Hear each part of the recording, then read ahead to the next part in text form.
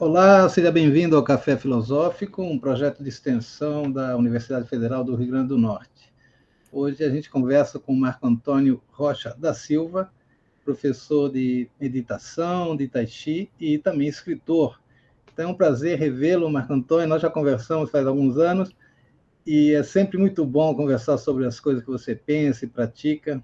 Obrigado pela presença e por estar disponível já nessa época do ano, depois de um ano tão cansativo e cheio de atividades, ainda em tempos pós-pandêmicos, né? Então, fica aqui um agradecimento especial, viu, Marco? Sou eu que agradeço, Oscar. Estou muito feliz de estar de volta aqui, mais uma vez encontrar você. Eu me lembro da nossa última conversa, foi muito profícua, eu saí muito feliz daquela conversa e fiquei realmente com vontade de receber um novo convite. Então, fiquei muito feliz de estar aqui de Olha aí. volta.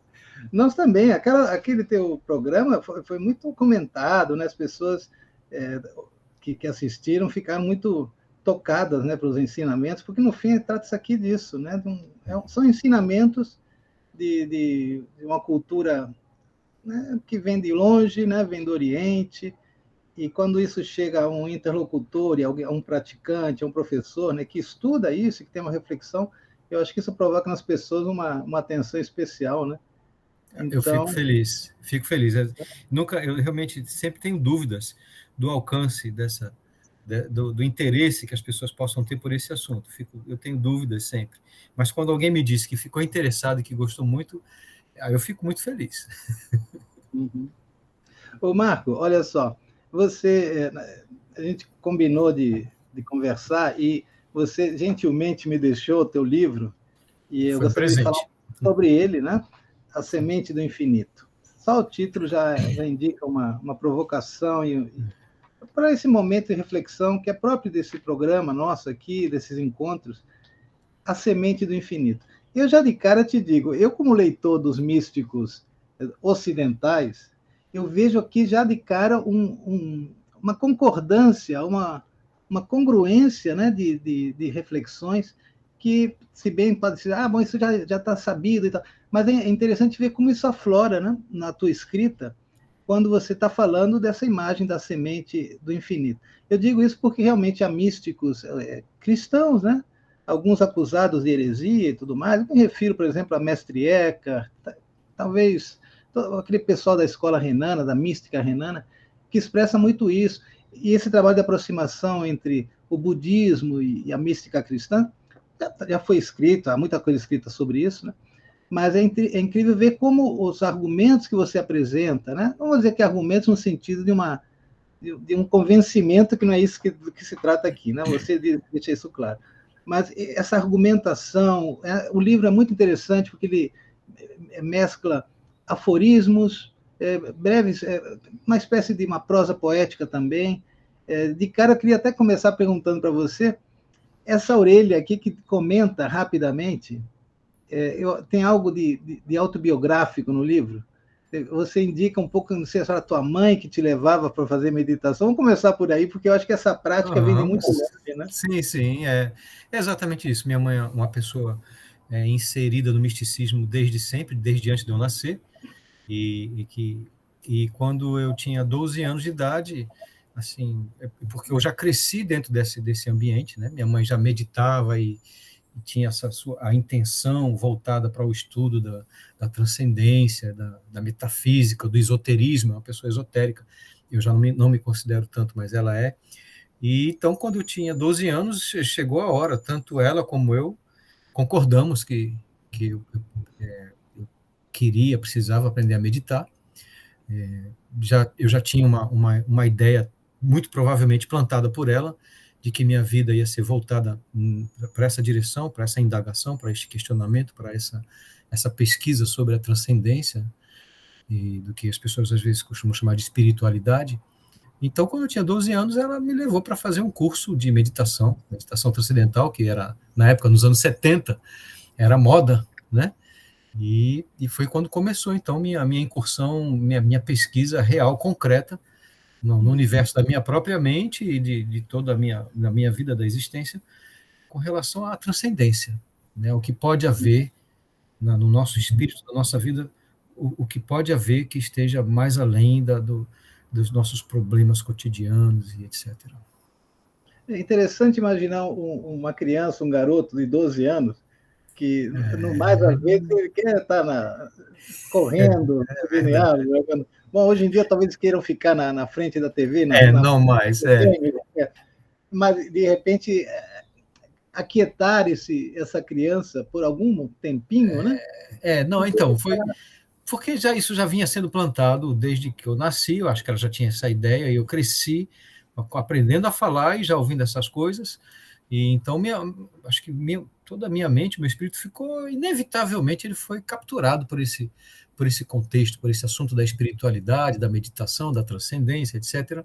Assim, eu acho que quase que foi inevitável. Eu era um garoto, sim, eu andava de skate, subia em árvore, jogava bola, mas essa outra questão da meditação era muito séria para mim também. Assim. Eu já sabia, de alguma forma, não sei, não precisamos talvez entrar nos detalhes disso, mas eu já sabia que minha vida ia ser sempre voltada para isso. Então, assim, mesmo dentro continuando, né, uma vida normal, comum, como qualquer pessoa, como uma criança que joga bola, que anda de skate, que sobe em árvore, e ao mesmo tempo, paralelamente, eu tinha já, a partir daí, a minha vida, eu tinha meus momentos de meditação, já me sentava, me lembro que eu tinha que meditar o número de anos da minha idade, então comecei com 12 minutos, né? E hoje, coincidentemente, a minha meditação, quando eu me sento, ela já está muito próxima da minha idade, um pouquinho mais. Eu sempre me sento por um pouquinho mais de 1 hora, todos os dias pela manhã, 4:30 da manhã eu acordo, e vou me sentar e fico até 6 horas da manhã. Quando me levanto para ir fazer café para o povo aqui da minha casa. Muito bom. Mas, Antônio, me conta um pouco como é que foi essa escrita da Semente do Infinito. Foram apontamentos, anotações, reflexões que você foi escrevendo ao longo de muito tempo? Como é que foi isso? Não, foi isso mesmo. Assim, eu tenho cadernos que estão comigo desde que eu tenho 20, 21 anos de idade. Eu resolvi ter sempre um caderninho para escrever as coisas que eu sentia, minhas reflexões. Geralmente são escritas assim em momentos de inspiração. É muito raro eu escrever algo com a intenção de dizer alguma coisa. Vou escrever sobre isso aqui, né? Mas acontece também. Foi então esse livro aí que você está perguntando. Foi uma junção dessas duas coisas. Assim, eu queria. Mostrei, né? Por favor, obrigado. A capa é bonita, viu? A capa não é trabalho meu, não. Tem umas... e tem algo interessante aqui, porque ele é bilíngue, né? Ele tanto você pode ler em português como no espanhol, né? Isso. Não foi só charme, não. Isso aí foi porque tem um grupo de amigos em La Paz, na Bolívia, né, onde se fala espanhol, na América Latina, e eu tenho um grupo de amigos que a gente faz retiros de meditação, como eu faço aqui também, costumo fazer aqui no Brasil, no interior aqui do Rio Grande do Norte, ou no Rio de Janeiro. Nós reunimos amigos para passar uma semana juntos em meditação e conversando e meditando. E eu tenho um grupo de amigos lá na Bolívia. E eu prometi a eles que, então, esse livro aí, que era o próximo livro que eu ia fazer, na época, eu prometi a eles que ia lançar em espanhol também, para que pudesse participar dos nossos encontros, né, estar presente nos nossos encontros de meditação em espanhol. Por isso que ele saiu bilíngue, foi para atender mesmo a necessidade de um grupo que se reúne também em espanhol para discutir esses assuntos e meditar. Mas, então, como eu ia dizendo, assim, a feitura desse livro seguiu duas intenções, né, que se uniram, dois princípios. Assim, para começar, eu queria escrever um livro dessa vez, porque eu já tinha feito um livro antes só com os versos que eu fazia, os aforismos, né, que chama-se Tratado da Brisa Noturna. Talvez até eu já tenha dado a você, Oscar. Se não der, eu vou lhe presentear também com esse. E depois na segunda vez, eu fiquei com vontade de escrever um livro que muito presunçosamente servisse como um mapa para a pessoa, o buscador sério pela transcendência. A pessoa que realmente está interessada, que tivesse como algo, talvez até a prioridade da sua vida, a busca pela transcendência, pelo infinito, vamos dizer assim, de uma forma mais talvez um pouco mais objetiva, pela dissolução do ego, né? Nossa, eu queria descobrir se é possível uma vida, uma mente, minha consciência entrar no mar de existência em que meu ego já não seja mais tão importante, ou que já não esteja tão presente, ou que talvez até nem esteja presente, né? Uma consciência livre do egocentrismo, livre do narcisismo, livre da autorreferência, livre da vida sempre voltada para si mesmo, para suas próprias necessidades, para seus objetivos, para seus sonhos, para suas opiniões, para suas certezas, tudo meu, eu, minhas certezas, minhas opiniões, minhas necessidades, minha busca, meus objetivos, tudo com o meu antes, o eu antes. Então, de repente, alguém pode ser que haja uma pessoa, provavelmente existe, né? Não são muitas pessoas, que queria descobrir algo fora disso, concretamente, na minha consciência, uma experiência fora disso. Então, eu pensei em escrever um livro que propiciasse a pessoa um mapa. Olha, se você está querendo uma vida para além do egocentrismo, vou tentar escrever um livro aqui que possa lhe enviar nessa direção, um mapa que você possa lhe dar algumas coordenadas nesse sentido. Então, eu me sentei para fazer esse livro, e para fazer, então, eu organizei os assuntos na minha cabeça, que eu acho que seriam importantes, que uma pessoa deveria saber na busca por uma vida além do ego. Me sentei, me organizei isso durante alguns anos, 1, 2, 3, 4 anos, pensando quais seriam as reflexões, os fundamentos, os princípios que poderiam levar a essa experiência, e mesclei alguma prosa que eu fizesse nesse sentido, explicativo, com pescando anotações minhas, que eu tenho já ao longo de muitos anos. Então, eu ia nos meus cadernos e buscava um aforismo ou um verso que tivesse relação com aquilo que eu estava tentando explicar num determinado capítulo do livro. E preenchi o livro com algumas folhas em prosa explicativas, alternadas com esses versos, que eu tenho muitos, eu tenho vários cadernos aqui em casa, estou meditando, acontece às vezes, eu estou meditando de manhã, ou pode ser em algum outro momento, andando de moto, vendo a paisagem, assistindo o pôr do sol, e um aforismo vem, um verso vem. Então eu tenho que estar sempre com o caderninho e a caneta por perto para escrever. E aí eu fui inserir nesse livro, que tem essa presunção de ser um mapa para a dissolução do ego, eu alternei com esses aforismos que tivessem relação com o que eu queria dizer. Eu disse que isso foi uma empreitada presunçosa, eu acho que no final, às vezes eu tenho a impressão de que eu não consegui, não foi, acho que, como sempre, me faltou objetividade, mas eu não fiquei infeliz, não. Eu fiquei feliz com o resultado, mesmo com o pensamento de que não consegui, porque eu acho que nós estamos pisando num terreno muito incerto, muito escorregadio. Então, assim, esse terreno ele é subjetivo, ele é incerto, ele é como algo que não tem uma forma, né? Eu estou falando da transcendência, estou falando do que existe mais além do pensamento, eu estou falando do abandono das certezas, estou falando do que o pensamento, as ideias não conseguem comportar, não conseguem cercar, não conseguem abarcar. Então, eu acho que vai faltar objetividade, vai faltar, assim, pela natureza do assunto, né? Pois não. Deixa eu te interromper, assim, rapidinho. Porque, de fato, você coloca, né, que o livro, e agora você me explicando, né, fica ainda mais claro, né, a coisa toda, né? Eu gosto do estilo aforismático que você imprimiu ao livro. Eu acho importante isso. São versos, não é você quer versos, são algumas linhas, né, e que você compõe, e há uma mensagem, né, indicações, né, esse mapa que você vê, eu estava vendo um pouco mais assim, no sentido de um caminho que é sinalizado e que você meio que chama as pessoas e tal. Mas aí, quando você diz assim, eu não sei se cheguei lá aquilo que eu queria no começo, e aí eu de cara veio assim aquela ideia de pensar assim, mas parece que todo, vamos dizer assim, místico, no fim ele quer sempre evidenciar através de argumentos que aquilo que ele procura é inefável, né? Mas ainda assim ele tenta falar sobre isso, né? Então há uma passagem ali da experiência propriamente dita, suscitada pela meditação, né? E com essa reflexão acerca dessa experiência. Me parece que quando você fala, eu não sei se consegui, porque de fato parece que há algo que impede essa passagem. A experiência ela é muito mais viva, né?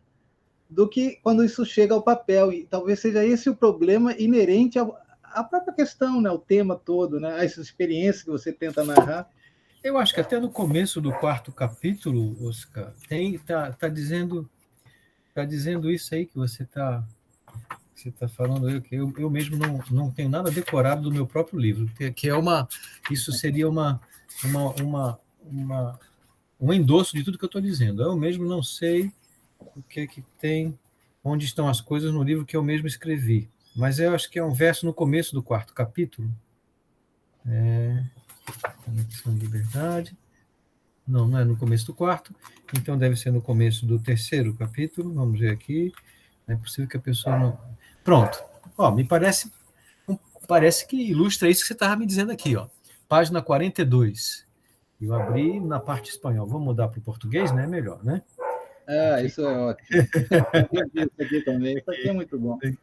Então, pronto. Está na mesma página do português. As páginas são as mesmas. Aqui, Sempre há o que se dizer, porém, dizer é mentir. A verdade é a pureza do não dito.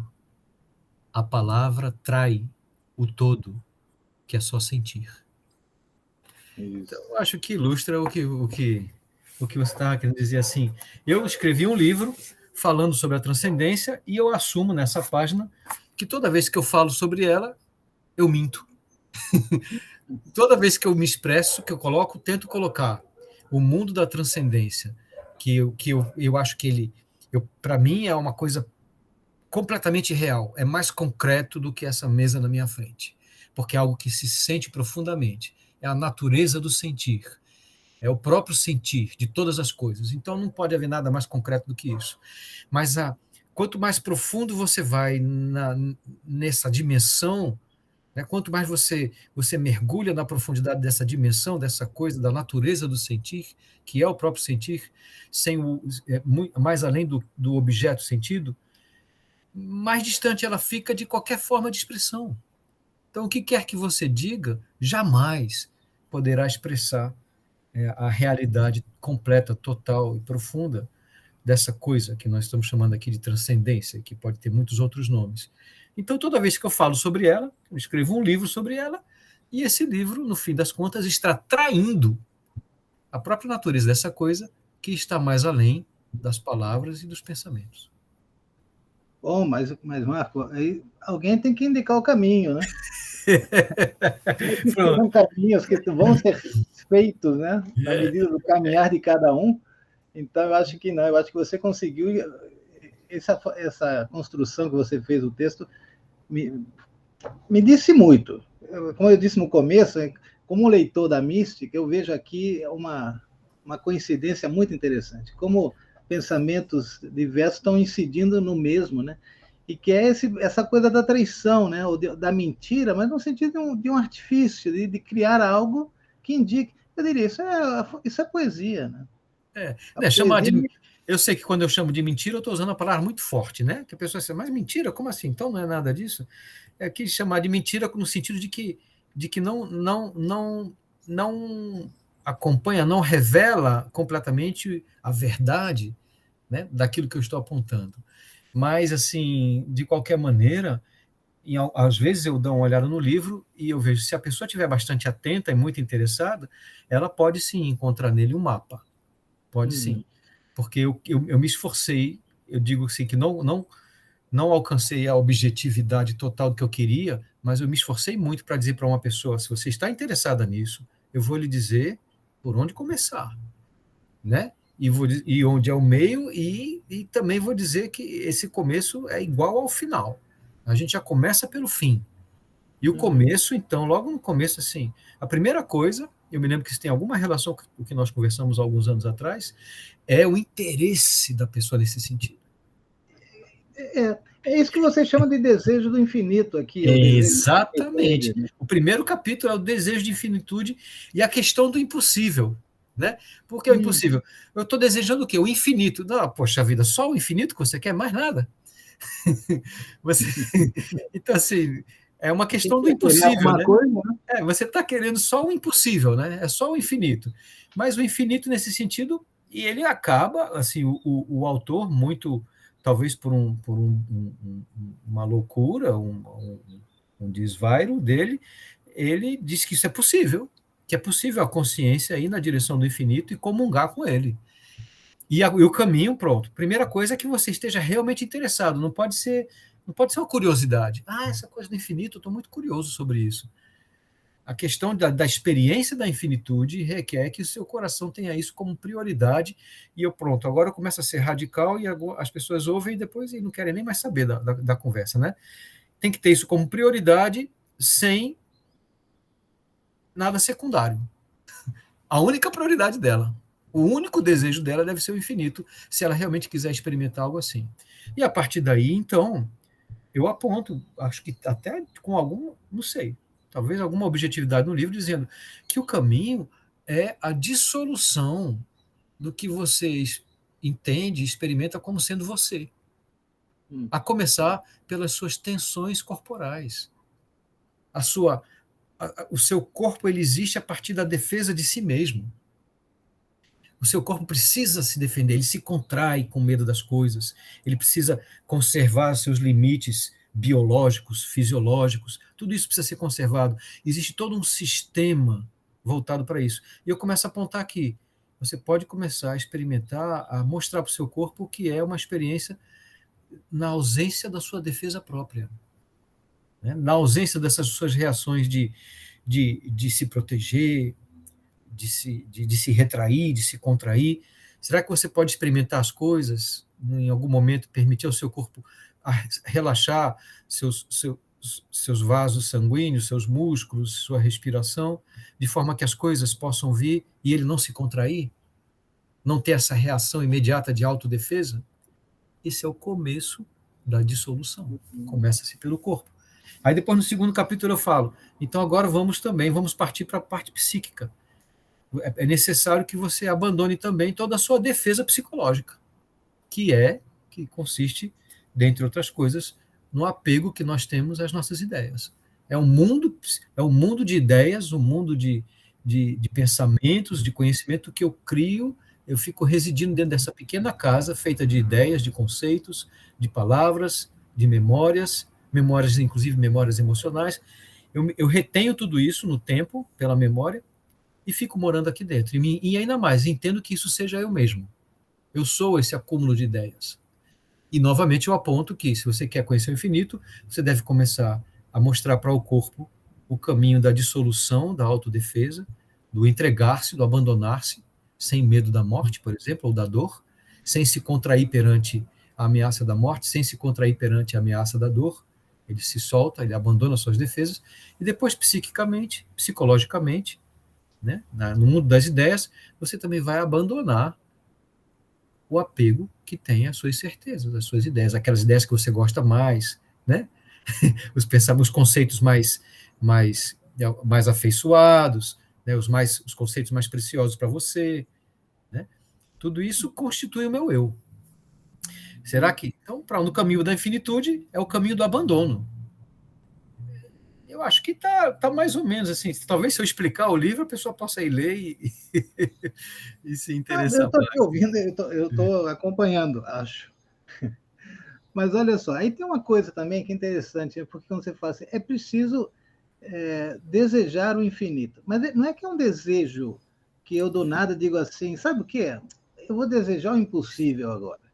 Mas de algum modo, parece que temos uma inclinação natural a desejar algo que eu diria assim, para mim é difícil conciliar o abandono do ego, né, como um obstáculo, essa ideia de controle, de apego e tudo mais, sim, com a descoberta em mim do próprio infinito. Né?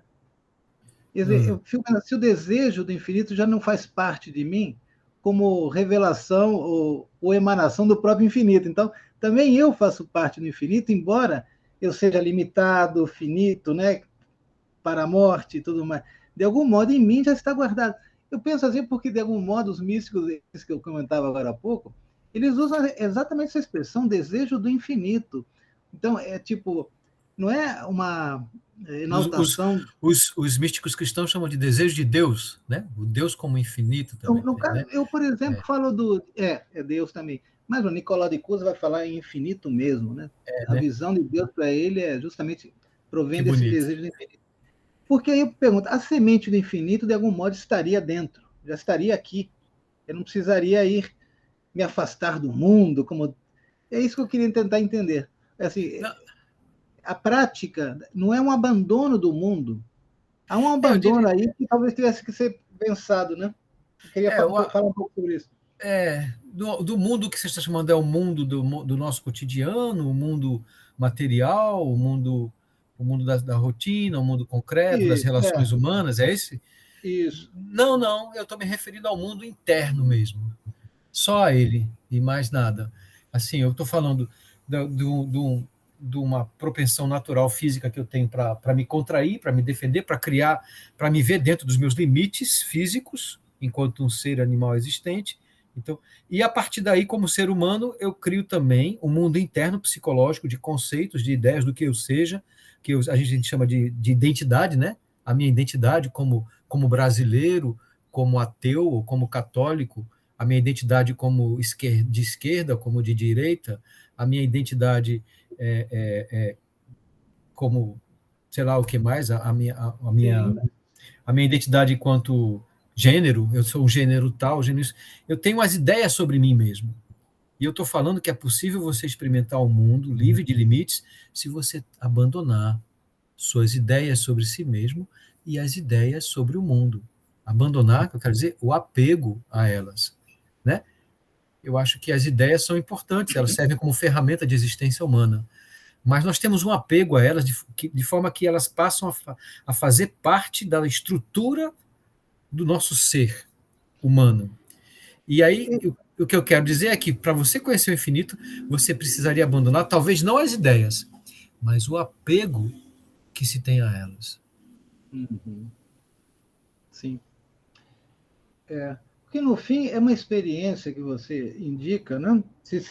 Talvez seja isso. A experiência da unidade que pode se dar nesse que você está chamando de infinito, mas que é como se o infinito desdobrasse-se, né, no finito, portanto, também ou melhor, qual é a semente do infinito, se não é algo que está dentro de mim que pode germinar, não é? É isso? Exatamente.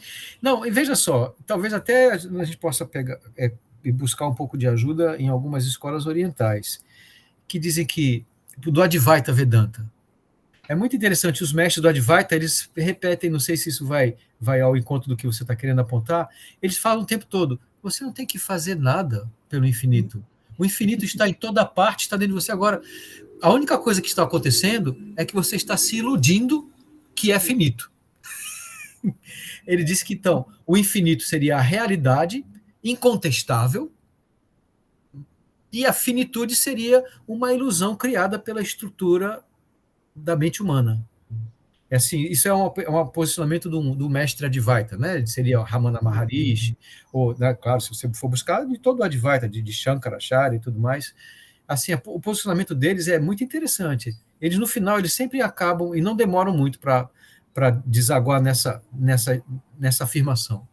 Não há nada que ser feito, não há nem que meditar, não há que fazer nenhum esforço para nada, não há que ler nenhum livro da Semente do Infinito, não há nada para ser feito. A não ser você descobrir que você está se iludindo agora mesmo de que é finito. com as impressões que você tem sobre si mesmo. Você se identifica com o corpo, você se identifica com as ideias, e você tem a impressão, então, de que o seu ser tem um começo e um fim. Eu comecei tal ano, quando nasci, eu tenho começo nessas minhas ideias aqui, dessas minhas ideias religiosas, ou políticas, ou filosóficas, ou existenciais, e isso vai terminar. Se essas ideias se dissolverem, eu acabo junto com elas, provavelmente. Então ele está dizendo assim, no Advaita Vedanta, que realmente o infinito está em toda parte, está aqui agora, e não há como ele não ser, inclusive em você. Né? A única coisa que existe é uma pequena e insignificante ilusão de que você é finito. Uhum. Então, Entendo. Agora, considerando isso tudo, Marco, esses ensinamentos são muito revolucionários, porque se a gente pensa na situação em que vivemos, aí você diz assim, é preciso abolir a cortina de separação com o outro. Mas, no geral, o que está acontecendo é que as pessoas estão sendo educadas para odiar o outro. Não só por brigas políticas, partidárias, né? Mas pelo próprio modelo econômico em que se vive, em que um tem que superar o outro e competir com o outro. Então, esse eu já acho que é uma crítica muito importante ao sistema e ao mundo em que vivemos, né? A compreensão de mundo que nós vivemos. Então, nesse sentido, eu acho que despertar essa reflexão ou refletir sobre essa experiência de unidade, que talvez a meditação nos proporcione e tudo mais, isso é muito revolucionário. E algo que você também aceita quando diz que você é pela abolição da moral, da ética, das regras. Eu pergunto, mas então, talvez tivéssemos que pensar numa ética mais originária, e que valores seriam esses, né? Fala um pouco sobre isso, porque acho que esse é um ponto... Isso é perigoso. Meus amigos e amigas, até assim, quando veem essa parte, se assustam, né? Porque a ética e a moral seria, para muitos de nós, e muito corretamente, o que haveria de mais elevado no ser humano, né? Foi o que colocou o ser humano um pouco mais além da sua condição animal, né? Adotar um comportamento ético e moral, né? E aí, realmente, no livro tem uma parte ali, e eu quando escrevi, eu vi que era forte, mas, assim, eu estava ali para ser honesto com o que eu penso. E eu acho que eu acabo colocando de uma forma muito simples. Espero que não seja simplória, mas é simples. A ética, a ética e a moral são, na verdade, um ensaio, um desejo que nós temos de uma vida não egóica. Porque se você for ver, a base da ética e da moral, você vai ver em Confúcio, em Aristóteles ou tudo mais, fala sempre de você conseguir ver o outro e olhar para as necessidades do outro. De você não se colocar, não colocar a sua individualidade, suas necessidades próprias antes do que seria chamado de coletivo. Eu vejo que se você for olhar a ética, Analecto de Confúcio e tudo mais sobre ética em qualquer lugar, você vai ver essa base. Então, na verdade, a ética é um desejo que o ser humano tem de uma vida não egóica. Só que o que acontece? É uma vida egóica ensaiando não ser egóico. Eu sou egocêntrico, eu sou preocupado comigo mesmo, então eu tenho vontade, eu preciso colocar minhas necessidades antes das necessidades da pessoa que está do meu lado, do meu companheiro de vida, da minha companheira, né, dos meus amigos. A pessoa sempre diz logo, eu primeiro, né? Aí você vem, a ética e a moral vem apontar normalmente para você ter um comportamento que leve o outro em consideração. E o que eu estou dizendo é que se você de fato, concretamente, se uma pessoa de fato, concretamente, consegue experimentar sua consciência em que ela não esteja automaticamente voltada para a autodefesa, uma consciência que não está voltada para si mesma, ela não está, ela está concretamente, realmente desvencilhada do si mesmo. Eu estou falando assim, uma consciência que não precise, não esteja automaticamente voltada para a autoproteção e nem que esteja voltada para o desejo de domínio. Ela não deseja dominar nada. Uma consciência, um coração que não tenha o desejo de dominar o outro e que não esteja preocupado com a sua própria proteção, olha só que eu sei que é radical, é revolucionário. Esse coração, ele é a própria expressão, a natureza de tudo que nós pensamos em termos éticos e morais. Mas esse é um coração que deseja isso, então ele não precisa de ideias para conduzir o seu comportamento. Ele não precisa pensar, o certo seria eu ceder o lugar para essa pessoa que está mais cansada do que eu. Eu vou fazer o certo, apesar de eu estar muito cansado. Então, nesse caso, é uma pessoa, como nós todos, né? Uma pessoa egocêntrica que está pensando em si, aí vem a ética e diz, olha, você, na verdade, precisaria levantar e ceder o lugar para outra pessoa, porque é o que uma moral, uma boa, né? Uma boa moral diz, um comportamento ético humano, né? Você vê o outro, olhar o outro. E uma pessoa que está desvencilhada da autoproteção e que não deseja o domínio, ela vai fazer isso sem raciocinar no que é certo e no que é errado. O desejo dela está voltado para o cuidado com o outro. É o desejo que está voltado. Assim como atualmente, como uma pessoa egocêntrica, o meu desejo está voltado primeiramente para o cuidado comigo mesmo, num hipotético corpo e consciência livre do autocentramento, o desejo desse ser está voltado para o cuidado do outro, antes do cuidado consigo mesmo. Eu sei que muitos psicólogos não vão gostar disso, né? A pessoa vai sempre dizer, não, para você cuidar do outro, primeiro você precisa cuidar de si mesmo. E eu estou falando que Vamos falar isso. Esse ser não precisa cuidar de si mesmo, ele não precisa de cuidar de consigo mesmo, porque sequer existe a noção do si mesmo. Ah, o que vai acontecer comigo se eu fizer isso? E eu, quem é que vai cuidar de mim se eu não pensar em si mesmo? Não existe o pensamento do si mesmo, não existe o cuidado consigo mesmo. Existe um todo que se movimenta e que não necessita de autocuidado. Eu sei que é radical, eu sei. Peço desculpas de antemão os psicólogos que forem nos ouvir. Porque... Não, mas eu acho que a gente precisa ouvir isso. Eu não sou psicólogo, mas precisa ouvir, para mim, no sentido de questionar algo que você colocou agora muito bem, né? De entender que a moral, a ética, as regras de comportamento, de como lidar com os outros, a gente pode expandir isso também, ali, como lidar com a natureza, né? Como saber acolhê-la e respeitar, e não apenas avassalar, enfim. Mas, vê, eu acho que essa questão toda também está no bojo de toda a perspectiva de humanismos, né? Os humanismos, o que foi feito em nome desse homem pensado a partir desses valores, né? E foram atrocidades. Então, ainda hoje, levantar essa perspectiva de não, a moral é importante, que mais a gente ouve isso hoje em dia, né, neste país. É um homem de família, é um homem da igreja, e no fim, passa algum tempo, você vê que as máscaras vão caindo, né? Então, acho que é um ponto importante para mim de pensar que é possível refletir numa ética no sentido mais primitivo ou originário do termo, melhor dizendo, né? De construção coletiva de lugares, até de cidades, de uma nação e tudo mais. E aí é o seguinte, mas se de fato não tem a preocupação com o outro, ou seja, tem o outro, mas não mais como um outro, porque não tem mais um eu, né? Já não tem mais essa cortina me separando, como você usa essa expressão, cortina de separação entre um e outro, né? Mas aí eu te coloco a seguinte pergunta, né? Você indica que a experiência da unidade ou da infinitude é uma experiência que provém do desprendimento.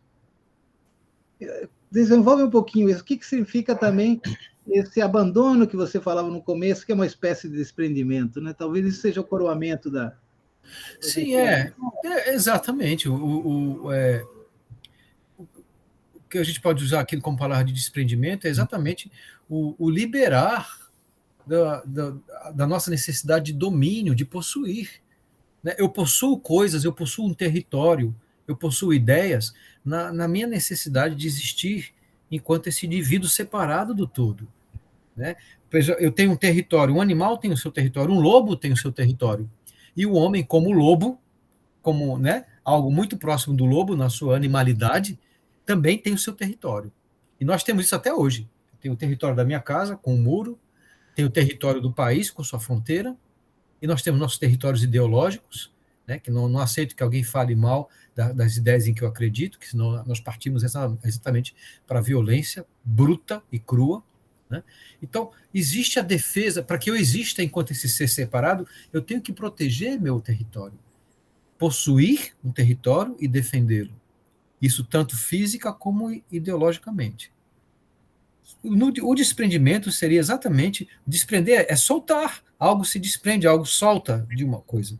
Então você se desprende dessa necessidade de possuir tanto fisicamente, né, seu território físico, como ideologicamente, o território das suas ideias, das suas crenças. Você se desprende disso, você solta isso, você deixa que essas coisas, né, vão, se soltem, e então você fica, olha só que interessante, você fica sem a necessidade de defesa. Você vai defender o quê? Se você não tem mais território, nem físico, nem ideológico. E alguém pode perguntar, e como é que eu vou sobreviver? Essa preocupação já não existe mais. A pergunta de como é que uma pessoa vive sem se defender, sem defender seu território, esse ato de desprendimento não está preocupado com a sobrevivência. O indivíduo está preocupado com a sua sobrevivência. No ato de desprendimento, não há preocupação com a sobrevivência. O ser vai descobrir como a vida continua depois de se soltar, depois de se desprender. E aí vai se descobrir se continua ou não existindo.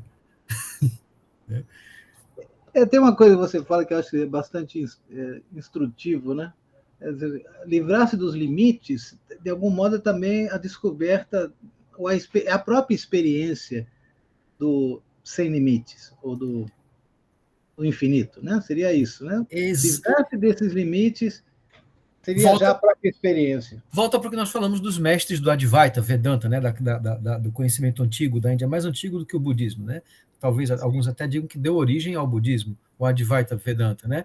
Que é assim, o ilimitado já existe em toda parte, né? Na verdade, você só precisa se livrar da cortina dos limites.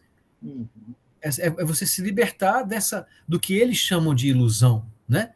É uma cortina de que você está limitado ao seu corpo, de que você está limitado às suas ideias, né? Livre-se dessa impressão que você tem, e o que resta é o que sempre esteve, que nunca foi criado e nunca deixará de ser, não tem nenhuma relação com o tempo cronológico, que são limites colocados um atrás do outro. Se você se liberta da ilusão do limite, o que resta é a realidade que nunca teve limites, a realidade do infinito, né? Do que realmente não tem limites. Sim. Bom, Marco Antônio, nosso tempo já está chegando ao fim. Poxa vida, não, é muito rápido mesmo. Só para a gente fechar, e aí eu vou fazer uma pergunta e você fecha como quiser. Essa ideia de reconhecer, e eu acho que a grande dificuldade está aí, né, que você tocou muito aqui ao longo da nossa conversa, de renunciar, né? A renúncia é muito forte, né? Renunciar ao desejo de controle.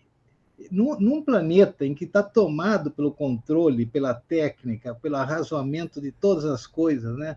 A Terra é avassalada, se torna em algo, uma fonte de energia, enfim. Por isso que eu digo que é revolucionário na minha leitura, né? No fim, reconhecer esse desejo de controle, ele é muito, talvez seja o primeiro passo para podermos livrarmos, né, desse desejo. E aí, em consequência, atender a esse apelo que permanece velado, né? Como você diz, como uma cortina que não nos deixa ver o além do limite, né? Bom, era só uma reflexão final, mas eu deixo a palavra contigo para a gente poder fechar aqui. Eu nem sei o que dizer, porque você disse exatamente o que eu coloco no livro, né? Assim, eu estou repetindo as suas palavras. É exatamente isso, assim. Mas eu tô entendendo. Eu acho que é uma coisa muito, muito sutil e não é fácil, porque assim eu estou sugerindo que você abandone seu desejo de controle, você que eu digo o ser humano, né? Que você abandone as suas posses, principalmente não precisam ser as posses externas, não tem importância, sua bicicleta, sua casa, onde você mora. Você pode, inclusive, morar na sua casa e andar na sua bicicleta sem ter realmente a sensação de que aquilo lhe possui, que você, né? Isso não é tão difícil, não. Mais difícil é abandonar a posse sobre os pensamentos, sobre as ideias, as crenças, as convicções, né? E isso exatamente eu sugiro isso, mas a pessoa percebe, qualquer pessoa percebe que isso é o que ela tem, é a única coisa que ela tem na vida. É a posse de suas ideias e de algumas coisas suas, e que, na verdade, se ela for um pouco mais realista, ela vai ver que ela não possui mesmo, né? Qualquer dessas coisas pode acabar a qualquer momento. Você pode, né, ver o fim dessas coisas muito rapidamente a qualquer momento. Então, você, na verdade, não possui, né? E nem tem esse controle todo sobre as coisas. Mas nós temos essa sensação, ainda que pequena, de que possuímos e que controlamos. E aí eu sugiro que você abandone essa necessidade de autodefesa, de controle e de domínio das coisas. E a pessoa pensa, poxa, mas aí o que eu vou ter? Então, realmente é uma colocação que não é fácil para a pessoa. Eu estou sugerindo que ela abandone a única coisa que ela tem, que, por incrível que pareça, o que ela pensa que tem, que é o seu ego, né? Que o ego que é estruturado na necessidade de controle, de defesa, de domínio, de posse. Abandone isso, né? Se desprenda e veja o que acontece. É algo muito parecido com a morte. Mas eu acho que nesse livro eu também coloco. Existe uma vida a ser descoberta nessa ilusão da morte que vem quando você se desprende. Se desprende do seu corpo, se desprende da sua vontade de dominar, da sua necessidade de controle. Desprenda-se de tudo isso e veja e descubra que existe vida na morte do ego, que é a única coisa pequena que está atrapalhando a consciência. A nossa pequena consciência está impedindo, é uma pequena cortina que impede que a consciência perceba a vida na sua totalidade infinita, ilimitada e atemporal. Muito bem. Com essas palavras, a gente encerra agora. Eu lembro que o professor Marco Antônio tem um grupo de Tai Chi todos os sábados às 7h30 da manhã, perto da capela da UFRN. Agora vai entrar num recesso, mas retoma em janeiro. Enfim, fica o convite aí, né, Marco? Por favor. É aberto, as práticas são gratuitas e qualquer pessoa pode ir. Nós estamos sempre lá esperando todo mundo. Na sombra de uma árvore de juazeiro, com a brisa soprando, os pássaros cantando. É uma coisa maravilhosa, é paradisíaco. Então tá bom. Marco, um grande abraço, obrigado. Oscar, sou eu que agradeço, viu? Muito obrigado, e eu quero dizer que eu estou sempre à disposição, viu? Nossa, eu percebo, eu sinto mesmo que nossas conversas são sempre frutificam, são cheias de interesse, de vontade de discutir, de descobrir. Eu fico muito feliz com os convites, viu? Fique à vontade, pode me chamar sempre que quiser, viu? Tá bom. Então tá. Um abraço grande. Isso. Mais uma vez, obrigado, Marco Antônio. E você que está nos assistindo, deixe seu comentário no nosso canal e até a próxima.